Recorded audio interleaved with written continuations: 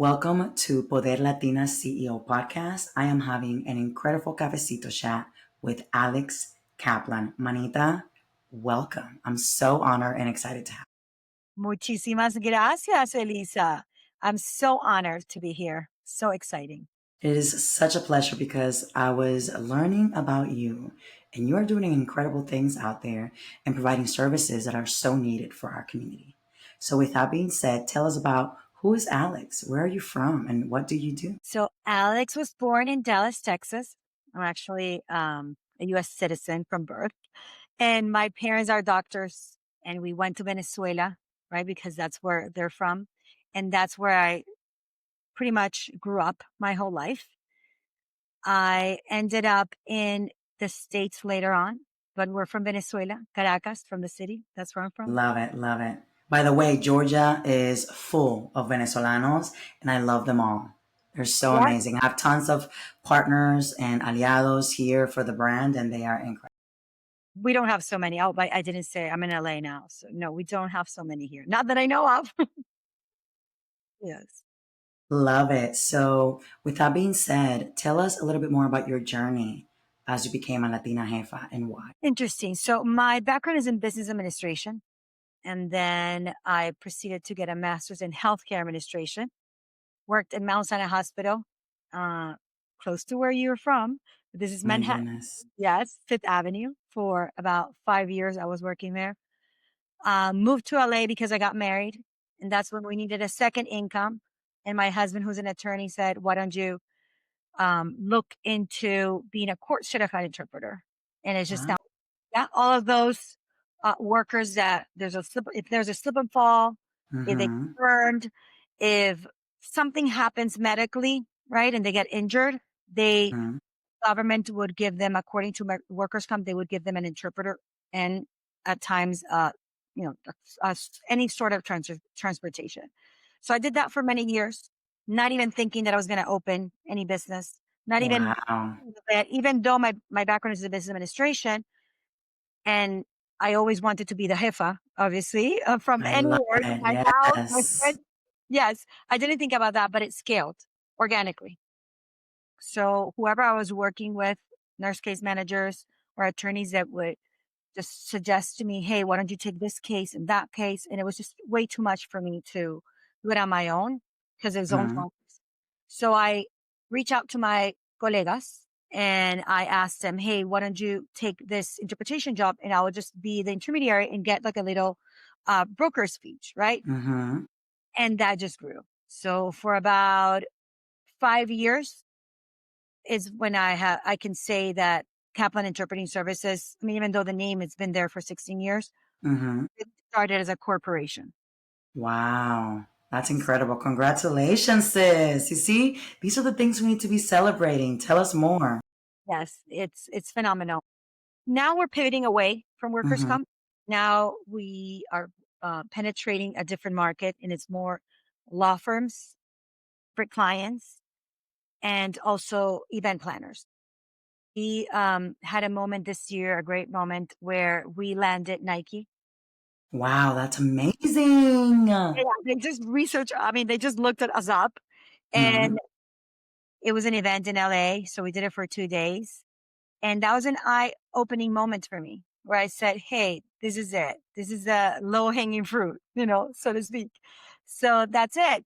That's what we're doing right now. We're I doing love it. major events with different languages, from Mandarin, Korean to French to Portuguese. And we're just getting out there and doing the best we can to relay that exact same message, but in a different language. Me So encanta. yeah, it's I love amazing. it. So you are the founder and CEO of Kaplan Interpreting Services, right? You are a women-owned, minority-owned agency. So when you say you provide certified interpreters and translators in over 200 languages, what were the things that you needed to do because maybe you started with one language, right? How did you scale to be able to amplify your services and therefore have, a bigger access to more clients? Yeah. Buena pregunta. It's a great question. Uh, Not thinking about any other language, just Spanish, right? Mm-hmm. So I helped out injured workers with Spanish. I only knew colegas that only knew Espanol. That's all it was. But one day, the nurse case manager that I've known for 10 years Mm-hmm. asked me, hey, what about, it was a Sunday, by the way. She's like, Alex, I'm freaking out. Do you have anyone for tomorrow? A Japanese interpreter. Oh, it shouldn't be hard for me. Super confident. I'm like, it shouldn't be hard. I'm Well, you like, know what? That's the way we have to do it, right? We have to be just yeah, act confident, and then we figure out in the back end. Me totally. I was encanta. like, please, God, help me. So I just started to nonstop message and I got to an interpreter and she had her interpreter the next day. She sent me a message. Fabulous, Alex. It was amazing. Nobody could have done it your way. It was during the weekend and you were able to, find Get coverage. it done. Kudos to you. I was like, wow, okay. Messages. So all these messages were coming to me of like, this is what you need to do. And after Japanese, she asked me for Korean. She Wow. needed a Korean interpreter every day at a rehab place for traumatic brain injury because I would focus more on traumatic brain injury. Mm-hmm. And that was like every day I helped her out with a Korean interpreter. And after that, it's just the world opened up with all these I different love it. languages. And it was first started with in-person interpreters. And then it opened up to remote interpreters. And then I just saw the opportunity. And COVID was the best time for us. I mean, I know it's sad to say it, but Absolutely. it was really an opportunity because a lot of interpreters did not want to go to the field. And I Mm-hmm. myself, I am going to be on the front lines, the same as doctors and everyone else. I will go and help out. So I did help out. And then the ones that I would have, the assignments that I would get virtually, I would just give them to interpreters. Like, okay, if you don't want to go, I'll give Absolutely. you. Yes, I forgot to say too, which is amazing for this, is we're women owned 100% and we're certified. We're certified, and minority certified because it's all Latinas. I mean, it's on me, I'm owned 100%, but on my whole staff, they're minority and also small business certified. So we take pride because they really do a very rigorous vetting for those firms, that they hold those certifications. That I really love that you talk about the impact being certified has had in your business. For those amigas out here listening to your story, can you tell them how important it's been to make the decision to get your business minority owned certified and the impact it's had in your business? Because I think it's really important that they listen to this. So then, if they haven't taken action yet to get certified, maybe that's something that they can prioritize in Q4 of this year. Yes, it's very important. It opens up a huge world for networking for those companies who only want to hire minority businesses and women owned. There's a lot of women out there who hold amazing jobs and positions, and they only want to hire another organization, another company Me that, encanta. yeah, where the jefa is, from a minority, has a minority background, whichever it is. And Absolutely. yeah, and to me, it's extremely important because as an immigrant, obviously I was born here, but I'm still an immigrant, Hmm. right? My background is Absolutely. all from different countries.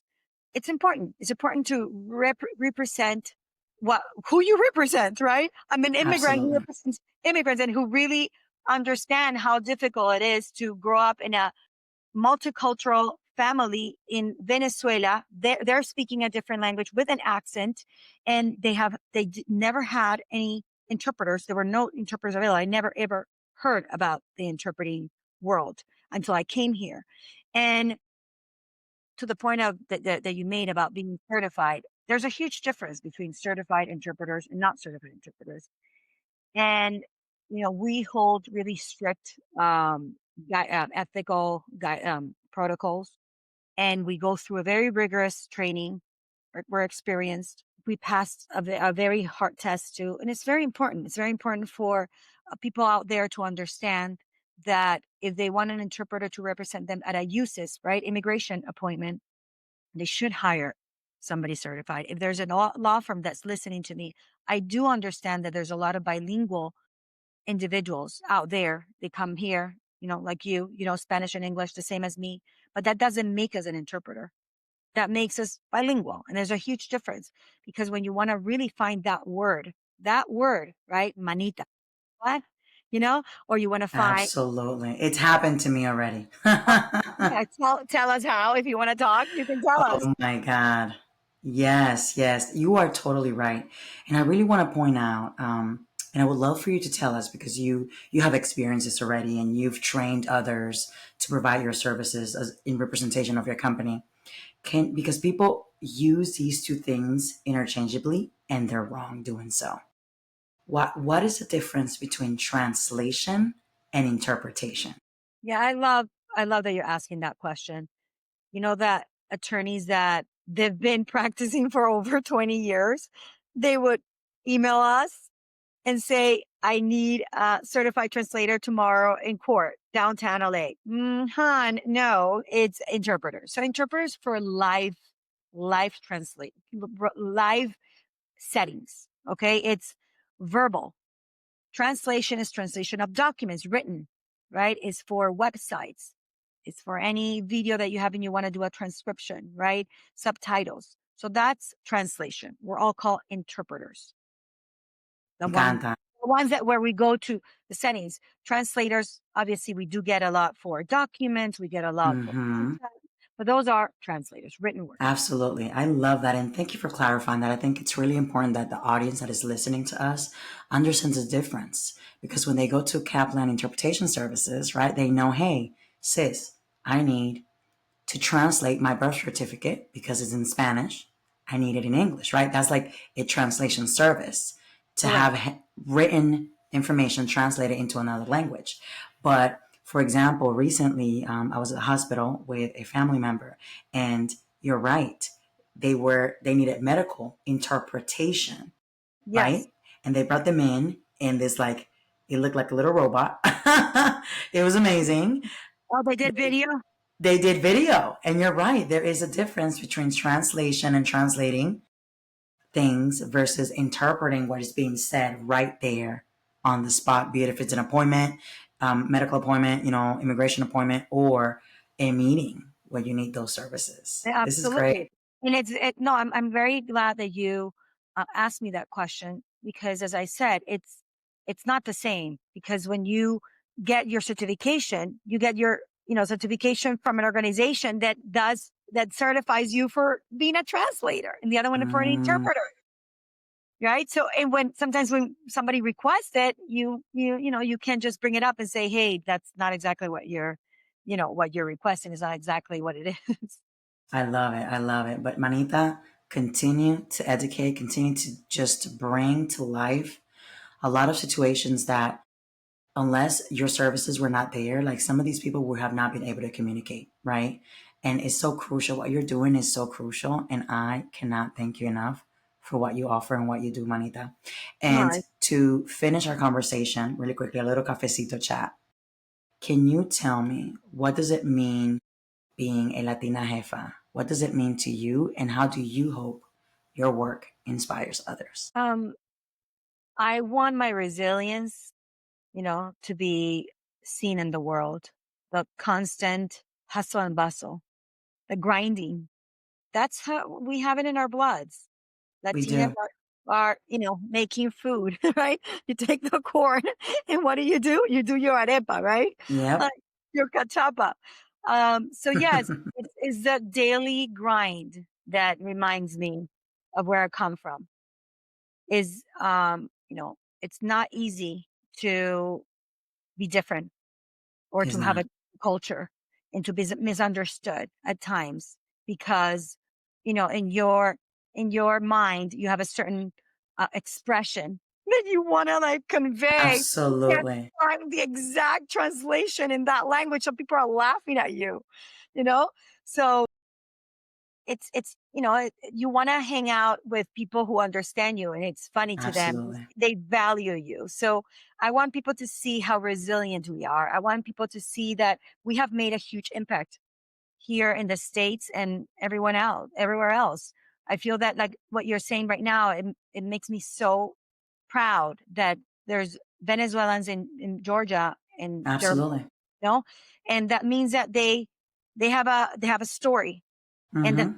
wasn't easy, right? So the same, I mean, I carry that story of my parents. Doesn't matter if I was born here. That has nothing to do with, oh, I went to a bilingual school and maybe it's easier for me. But it wasn't. It wasn't. I was there for 18 years or 19 years in Venezuela. And still, I still consider myself Latina. You know, And I love that. do you know that the definition of Latina is whoever um, feels Latina or embodies being Latina? So basically, my husband, who's fully American, he says, I'm Latin, you know? It's just who do you identify? Do you identify as a Latina? Yes or no? That's basically what it is. So, and in that sense, it's beautiful to have that definition because, you know, somebody might be born in the United States and just feels that, you know, heat that we have and that Absolutely. that we It's have. a sabor, that flavor. Yeah, yeah, yeah. That something that moves us inside. And they're like, "Are you yelling?" And you're like, "No, I'm just passionate." Haven't you had that moment? Right? Why I are love you it. Why are you yelling? What? I'm just very passionate. Yes, I love that. Oh my goodness. And language, culture, music, right? Personality, all of that is, our identity is all ingrained, right, into who we are. And I'm so honored to be celebrating Latina and Hispanic Heritage Month with this amazing cafecito chat. Alex, it was an honor. It was a pleasure. I am pretty confident we'll see each other very soon again. I love it, Elisa. I love what you're doing. I think it's also so important. And we're all going to meet one day. We're going to We have a sure will. big conference or retreat, and that will Claro be que so fun. sí. Para So allá fun. vamos. Totally. Vayamos. Un placer, Thank amiga. you. Éxitos and continue to do what you do. You're changing lives. Thank you Te so quiero much. mucho, manita. Yo también. Bye. Chao. Gracias.